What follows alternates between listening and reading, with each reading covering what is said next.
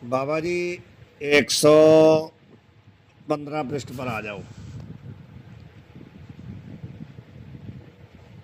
शुरू से ही पढ़ लेते हैं। देह आदिक संपूर्ण पदार्थन से आत्मा भिन्न है या निश्चय का नाम तत्व ज्ञान है। किसके मत में?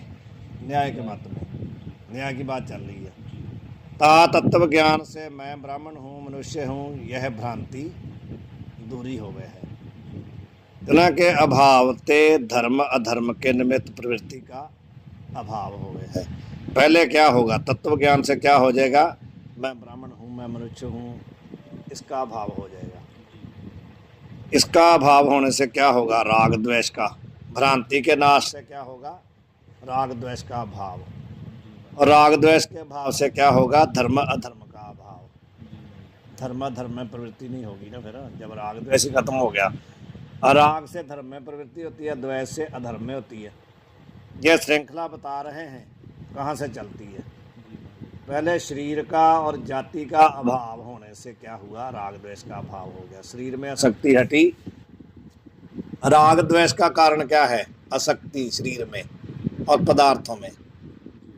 जब उसका अभाव हो गया तो राग द्वेष हट गया। और राग द्वेष का कारण क्या है? धर्म अधर्म। जब राग द्वेष हट गया तो धर्म अधर्म।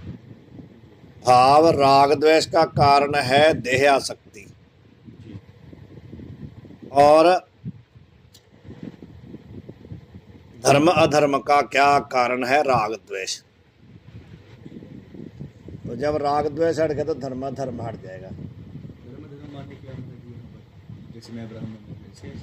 नहीं नहीं, जैसे नित्य नेम करना, दान करना भी ये मेरा धर्म है, यात्रा जाना मेरा धर्म है, पाठ करना मेरा धर्म है।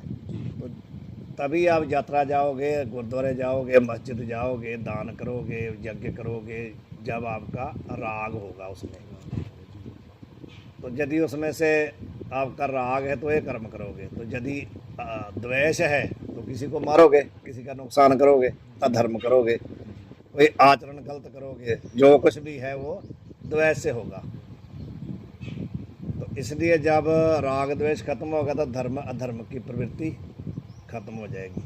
प्रवृत्ति के अभाव से क्या होगा? शरीर संबंध जन्म का अभाव हो गया है। जब प्रवृत्ति नहीं रही, आप कर्म करेंगे तो जन्म का कारण बनेगा ना। जब कर्म ही आपने छोड़ दिया, धर्म क्या है? कर्म। जब आपने धर्म अधर्म दोनों ही कर्म है, एक निषिद्ध कर्म है, एक विहित कर्म है, दोनों कर्म आपने छोड़ दिए तो कर्म का फल क्या है? जन्म। तो जब धर्म धर्म का अभाव हुआ तो जन्म मरण का अभाव हो गया। तो यही तो है बंधन का कारण। शुरू से श्रृंखला जो है ना, शुरू से जो श्रृंखला है ना, वो चलती है अज्ञान से। अज्ञान से चल करके जन्म मरण तक पहुंचती है। कौन किसका कारण है यही सब बता रहे हैं। और जब जन्म का अभाव हो गया तो और प्रारब्ध का भोग नाश हो जाएगा। ज्ञान से क्या हो जाएगा? जन्म मरण का श्रृंखला खत्म हो जाएगी। प्रारब्ध से जो शरीर है उसकी समाप्ति हो जाएगी। शरीर संबंध के अभाव से 21 दुखों का नाश हो गए है। ये कौन कह रहा है? न्याय वाले। अब जब शरीर का संबंध खत्म हो गया, अभाव हो गया, तो 21 दुख जो थे वो भी नाश हो जाए। 21 दुख है, यही मोक्ष की वाली प्राप्ति। उनका ये है कि 21 दुखों का ध्वंस ही मोक्ष है। तर्क संग्राम में लिखे हैं कौन कौन से हैं 21 दुख।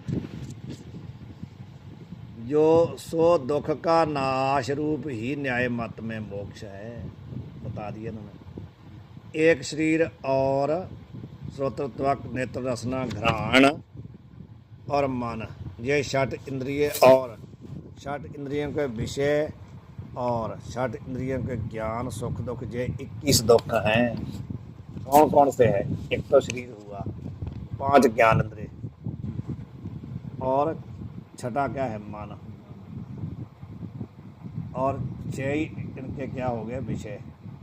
6 से 12 हो गया ना, 6 इंद्रिय और 6 इनके विषय, 12 हो गए। 7वां शरीर हुआ। मन को भी इंद्रिय माना। और 6 इंद्रियों के ज्ञान 6 ये हुए।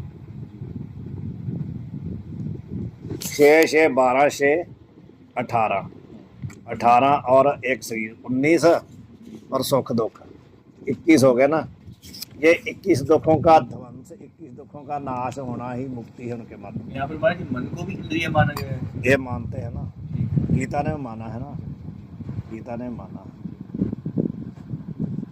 श्री राधिक भी दुख के जनक हैं सेवा ज्ञान इंद्र किहड़ा हाँ जी, पद पढ़ेगा ही पहला, पांच ज्ञान इंद्रिय पांच कर्म इंद्रिय। इसमें इन्होंने केवल ज्ञान इंद्रिय लिए हैं, कर्म इंद्रिय न्याय नहीं। मत का है ना महाराज जी। ये न्याय मत है, ये वेदांत नहीं है, न्याय मत वालों की बात है। न्याय मत वाले 6 इंद्रिय और 6 उनके विषय और 6 उनके ज्ञान, ये 18 और 7वां शरीर, एक ही शरीर बस। वेदांत वो 3 शरीर मानते हैं, ये एक ही शरीर मान रहे हैं। महाराज जी और तो 7 ये हो गए और सुख दुख 21 दुख हैं उनके मत में। महाराज जी, तो यहाँ पर इसको दुख का नाश ही मुक्ति न्याय मत में मोक्ष है, परमानंद की प्राप्ति नहीं है लिखा महाराज जी। यही उनका परमानंद की प्राप्ति है ना। मोक्ष का अर्थ क्या है? परमानंद की प्राप्ति, यही परमानंद की प्राप्ति है उनके मत में। 21 दुख मुक्ति का ही नाम है परमानंद की प्राप्ति, तो यही तो मुक्ति है उनकी, यही उनका परमानंद है। 21 दुखों का ध्वंस होना ही परमानंद है, यही है उनका। शरीर भी सुख दुख के जनक हैं, जहाँ ते दुख किए हैं। शरीर क्या है? दुख का जनक है ना, दुख उत्पन्न करता, इसलिए शरीर को क्या कहते हैं? दुख। भले सूक्ष्म शरीर है, भले स्थूल है, भले ज्ञान कारण शरीर है। स्वर्गादिकन का सुख भी नाश के भय ते दुख का हेतु है, जहाँ ते दुख किए हैं। जो स्वर्ग आदि का सुख है वो भी क्या है? नाश का भय रहता ना उसका। अभी स्वर्ग मिल गया है तो वहाँ जाकर के ही फिक्र पड़ा रहता कि अब जहाँ से हम चले जाएंगे नष्ट हो जाएगा सुख, तो भी दुख का हेतु असली वही क्या है? दुख ही है। यद्यपि न्याय मत में श्रोत्र और मन नित्य हैं, तिनका नाश बने नहीं। पीछे बता के आए हैं कि मन को नित्य मानते हैं और श्रोत्र को भी नित्य मानते हैं, उनका तो नाश बनता नहीं। तथापि जैस रूप करके श्रोत्र मन दुख के हेतु हैं, तेस रूप का नाश हो गए है। भाई नित्य की यहाँ पर टिप्पणी है हमारी। हाँ, नित्य की टिप्पणी तो पढ़ेंगे, नित्य की टिप्पणी पढ़ते हैं। न्याय मत में श्रोत्र को आकाश रूप मान के नित्य मान्या है। आकाश, काल, दिशा, आत्मा, ये उन्होंने नित्य माने हैं ना, पीछे बता के आए हैं। तो श्रोत्र कहाँ से उत्पन्न हुआ? आकाश से, इसलिए कहते हैं उसको आकाश रूप मान के नित्य मानते हैं। आकाश, वायु, अग्नि, पृथ्वी, इनके परमाणुओं को नित्य मानते हैं। जो कार्य रूप स्थूल आकाश है उसको तो नित्य मानते हैं, लेकिन परमाणु को नित्य मानते हैं। तो श्रोत्र भी आकाश के परमाणुओं से मानेंगे ना, इसलिए नित्य मानते हैं। ये सिद्धांती कह रहे हैं कि सो भी बने नहीं, वही बनता नहीं है, कहाँ थे। श्रुति विषय नेत्रादन की न्यायी आकाश तय श्रोत्र की उत्पत्ति कही है। जो उत्पत्तिवान वस्तु है ताकि नित्यता संभव है नहीं। कैसे नित्य हो सकती है? जो पैदा हुआ नित्य न हो सकता। तो श्रोत्र की उत्पत्ति कही गई है श्रुतियों में भी आकाश से, तो इसलिए जो उत्पन्न हुई वस्तु है वो नित्य हो नहीं सकती। किनके मत में? वेदांतियों के मत में। श्रोत्र को आकाश रूप भी कहना संभव है नहीं, उसको आकाश रूप भी नहीं कह सकते। कहाँ थे? कर्ण गोलक वृत्ति जो आकाश है, ताकू न्याय मत में श्रोत्र कहे हैं सो अयुक्त है। वो श्रोत्र कहते किसको है? जो कर्ण शुष्कली का भाव छेद है, बड़ा छेद, उस छेद के अंदर जो आकाश है ना, उसको वो श्रोत्र कहते हैं। इसको नहीं कहते शुष्कली का भाव जो छिद्र है, छिद्र को आकाश नहीं कहते। छिद्र के अंदर जो आकाश है उसको श्रोत्र कहते हैं, कहते वो अयुक्त है। कहाँ थे? कर्ण गोलक वृत्ति आकाश के होते भी कदाचित श्रवण क्रिया का मंदपना किंबा अभाव ऐसो नहीं हुआ चाहिए। कहते हैं यदि आप ऐसा ही मानते हो कि कर्ण शुष्कली में जो आकाश है वो श्रोत्र है, तो कई बार ऐसा होता है कि किसी का कर्ण भी है, शुष्कली भी है, उसके अंदर आकाश भी है, तब भी उसको सुनता नहीं है।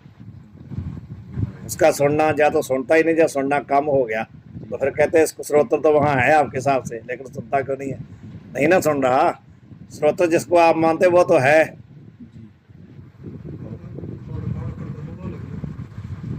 हाँ बाबा जी, माड़ा जा जे बसन सानू कह दो तो मैं पढ़ा ला। माड़ा जा बाबे बाहर होने उन्होंने लिखा दो। हाँ कोई नहीं, उन्होंने लिखा दो, या बाद च आ जाओ, थोड़ा पढ़ा लिए माड़ा जा। तो कहते हैं भाई ये क्या कहते हैं भाई कई बार ऐसा देखा जाता है भी कर्ण शुष्कली के अंदर जो आकाश है वो तो है किसी के पास, लेकिन उसको या तो सुनना कम हो जाता है जब बंद ही हो जाता है, तो इसलिए उसको आप श्रोत्र कैसे मान सकते हो, यही बात कह रहे हैं। सो नहीं होगा चाहिए, यदि वही आकाश को ही आप उसी आकाश को मानते हो तो वहाँ श्रवण बंद नहीं होना चाहिए।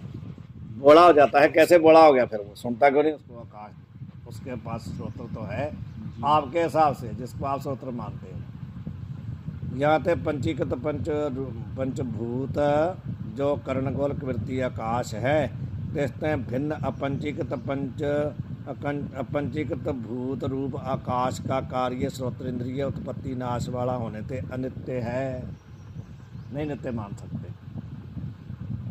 किंबा दुर्जन तोछन न्यायकारता को आकाश रूप माने तो भी ताकि नित्यता संभव है नहीं। दुर्जन तोषण न्याय,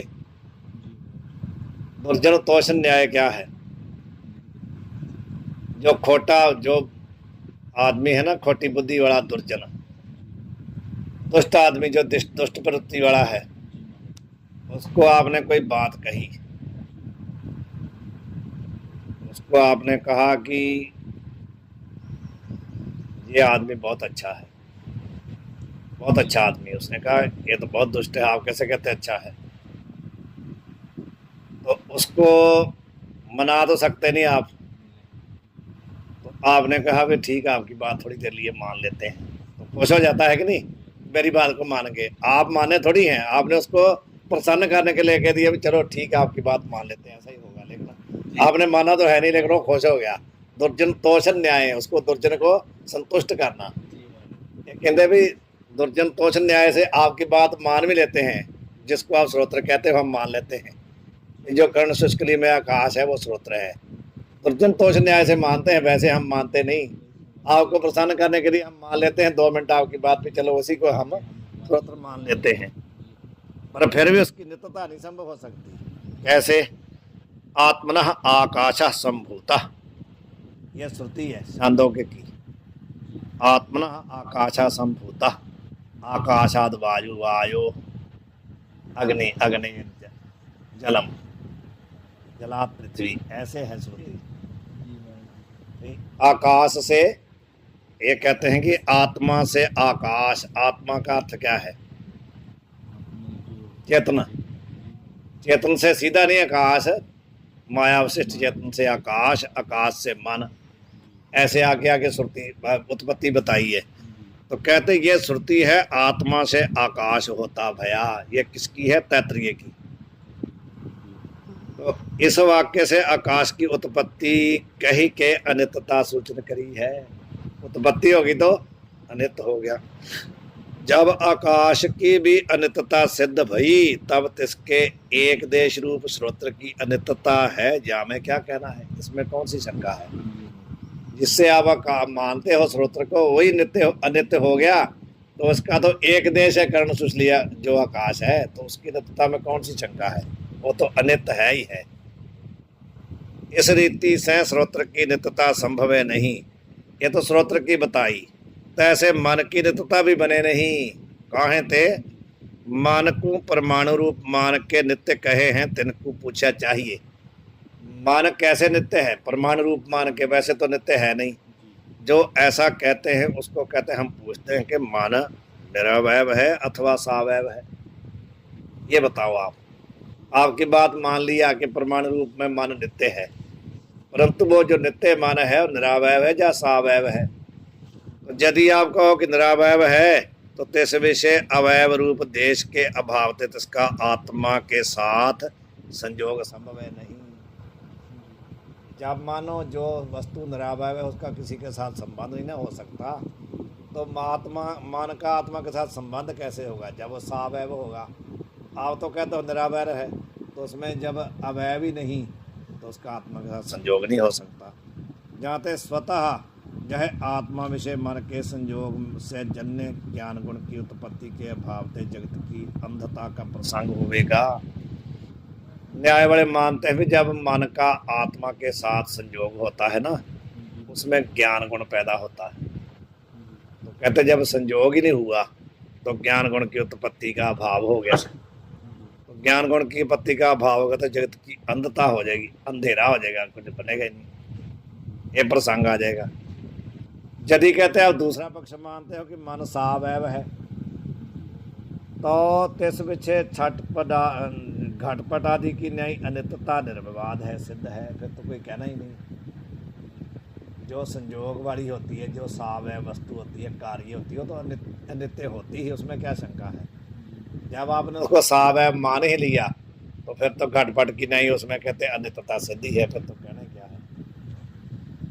किंबा मन नित होवे तो ताका सुषुप्ति विषय विशेष ज्ञान की जनकता रूप लिंग के अभाव ते गम्य अपने उपादान अज्ञान में लय होवे, सो नहीं हुआ चाहिए।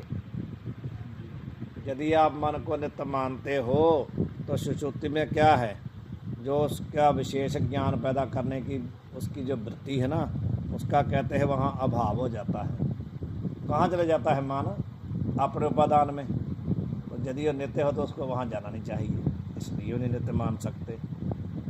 जो नैयायिक हैं, आत्मा और मन का संयोग ज्ञान का हेतु है, सो संयोग एक की क्रिया में क्रियाते किंबा दो की क्रियाते हुए हैं, ऐसा मानते हैं न्याय वाले। तो मन का संयोग आत्मा के साथ होता है जब, तो उसके बाद क्या है, क्रिया होती है, क्रिया से ज्ञान गुण पैदा होगा। विभु आत्मा में तो क्रिया कदे भी होवे नहीं। जो व्यापक है उसमें क्रिया कहाँ से होगी? क्रिया तो होती है जो परिच्छिन्न है, उसमें होगी ना। जो एक जगह है दूसरे के साथ जाकर जुड़ेगा, वो जो है ही व्यापक है, उसकी क्रिया कहाँ होनी है? कहते हैं उसमें तो है नहीं। और मोक्ष काल में किंबा सुषुप्ति काल में भोग के सन्मुख अदृष्ट के अभाव ते मन में भी क्रिया हुए नहीं। आत्मा में तो है ही नहीं है, तो मन में कहाँ नहीं है? सुषुप्ति में अथवा मोक्ष काल में। वहाँ क्या है? भोग के सन्मुख अदृष्ट का अभाव है। भोग के अदृष्ट के सुख कहते हैं धर्म अधर्म को, तो वहाँ पर तो कुछ करना ही नहीं है, तो वहाँ दृष्ट का अभाव है। अदृष्ट वहाँ कोई ना कर्म ना धर्म करना है ना अधर्म करना है, तो इसलिए कहते हैं उसमें भी क्रिया नहीं है। या तो आत्मा के साथ मन के संयोग के अभाव तय सुषुप्ति आदि के विषय विशेष ज्ञान होवे नहीं। जब संयोग ही नहीं हो रहा सुषुप्ति में अथवा मोक्ष काल में, तो फिर मन का समझ के भी मन जो है अनित्य है, सो कथन भी बने नहीं। ये कहते हैं ऐसा भी यदि कहते हो तो वो भी नहीं बनता। काहे थे? व्यापक जो वस्तु है तिसके साथ सर्व वस्तु का क्रिया के बिना भी सदा संयोग रहे है।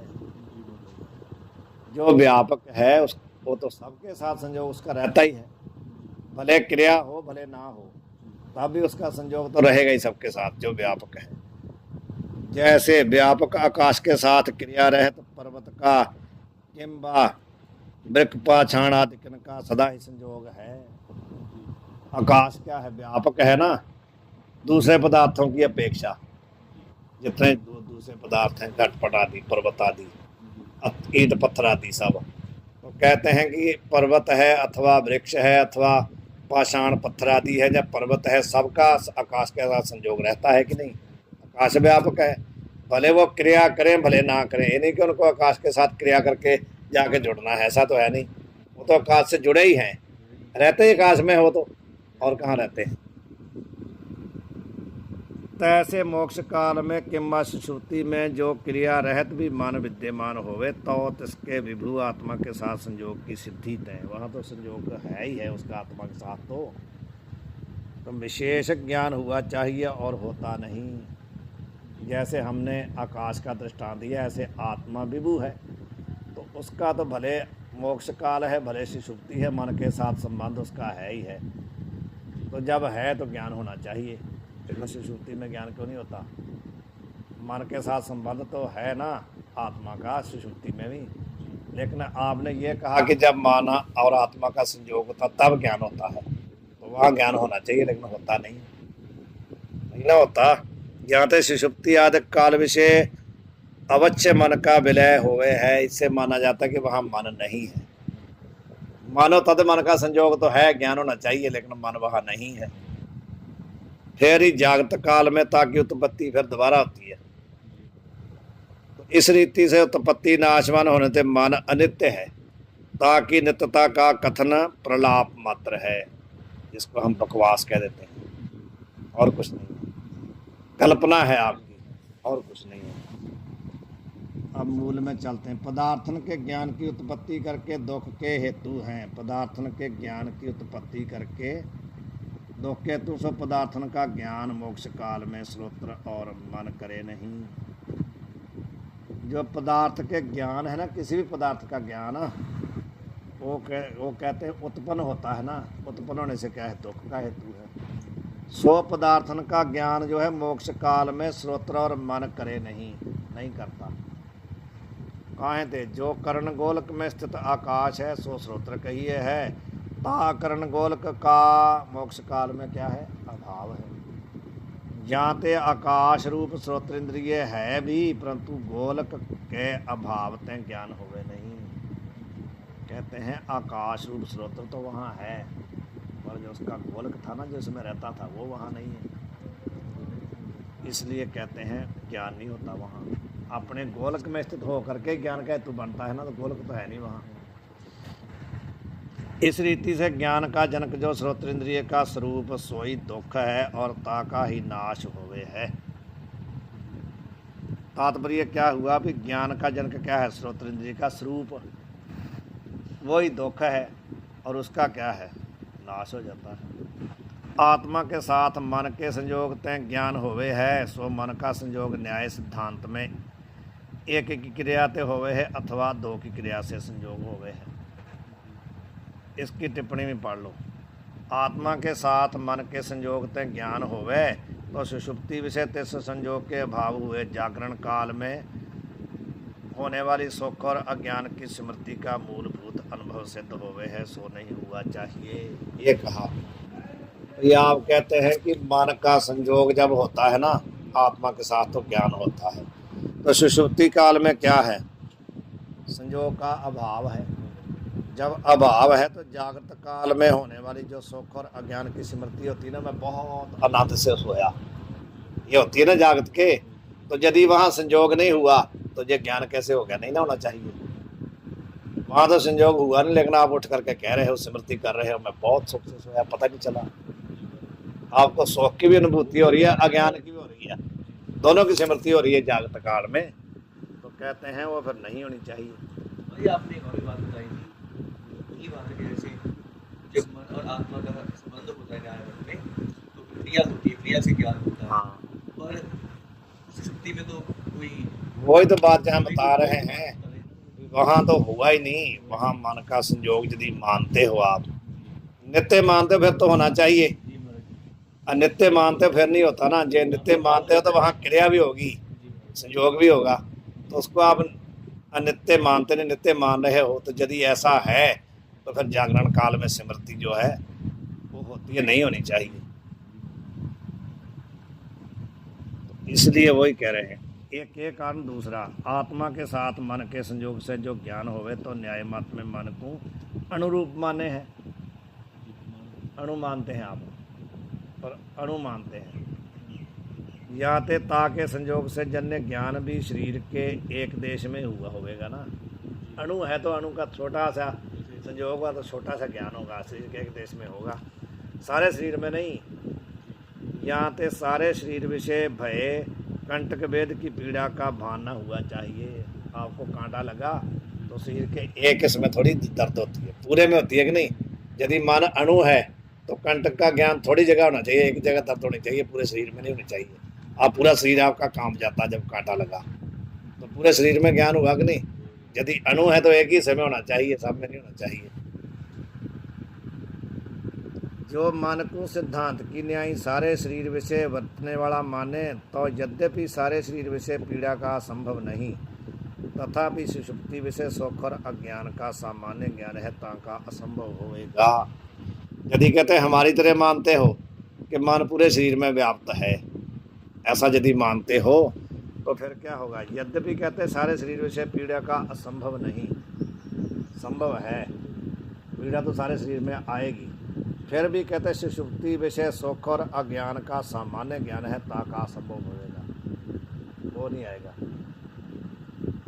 सामान्य ज्ञान है ना वहाँ, तो सामान्य ज्ञान होने से कहते हैं ता का असंभव होएगा। सुख और अज्ञान का सामान्य ज्ञान कहाँ है? सुषुप्ति में।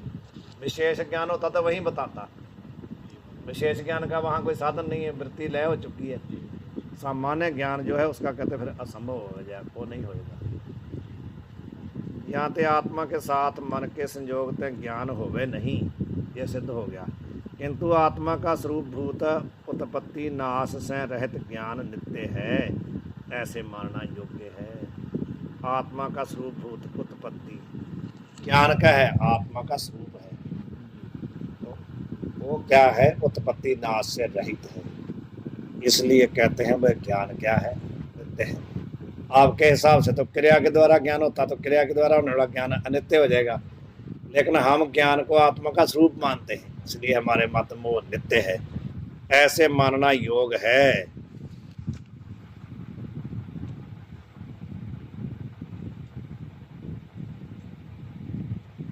कहाँ गए थे?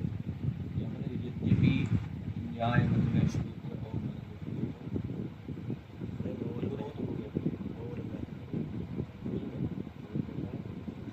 आत्मा के साथ मन के संयोग तक ज्ञान होवे है, सो मन का संयोग न्याय सिद्धांत में एक की क्रिया से होवे अथवा दो की क्रिया से होवे, यह हमने पढ़ लिया। जैसे बाज वृक्ष का संयोग एक बाज की क्रिया से होवे है, बाज और वृक्ष का दोनों का संयोग क्या होता है? जब बाज क्रिया करके ऊपर बैठेगा। तो मेशन का संयोग टोकी क्रिया दो की क्रिया से होवे, दो मेशन मेष जहाँ पर भैंस को मेरे लगता कहेंगे, जहाँ कहेंगे मेष का अर्थ भैंस भी होता है, जहाँ मेष का अर्थ बकरे भी होता है। कोई भी दो आप जानवर ले लो, जब दो जानवर आपस में जुड़ेंगे तभी उनका संयोग होगा ना, नहीं तो नहीं हो सकता। तो ऐसे विभु आत्मा में तो क्रिया कदे भी नहीं होवे नहीं, और मोक्ष काल में मन में भी क्रिया होवे नहीं, याते संयोगवान मन का ही मोक्ष काल में अभाव होवे है। संयोगवान जो मन मानते हो ना आप जागृत में, मोक्ष काल में तो उसका भी अभाव है। वाहिगुरु जी का खालसा, वाहिगुरु जी। कठिन है थोड़ा, नहीं समझ में आएगा जल्दी। टिप्पणी में कठिन है ना दो।